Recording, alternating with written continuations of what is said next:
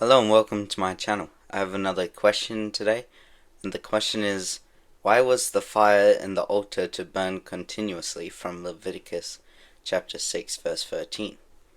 Leviticus mentions several times that the fire in the altar was to burn continuously. God wanted a perpetual fire there, and he must have had a reason for it. Before the giving of the law, God appeared to Moses in a flame of fire from within a bush. Moses saw that though the bush was on fire, it did not burn up.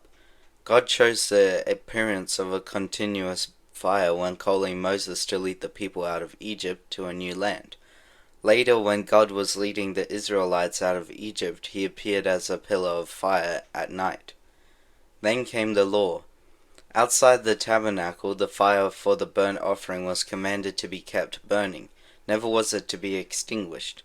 Leviticus chapter 6 verse 13 instructs, "The fire must be kept burning on the altar continuously. It must not go out."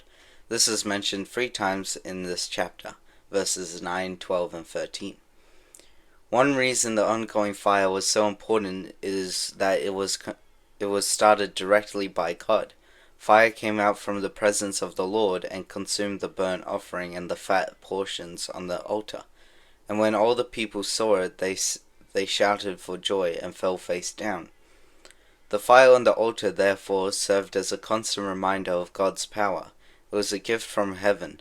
No other source of fire was acceptable to God. This fire also represented God's presence. God is a consuming fire. The Shekinah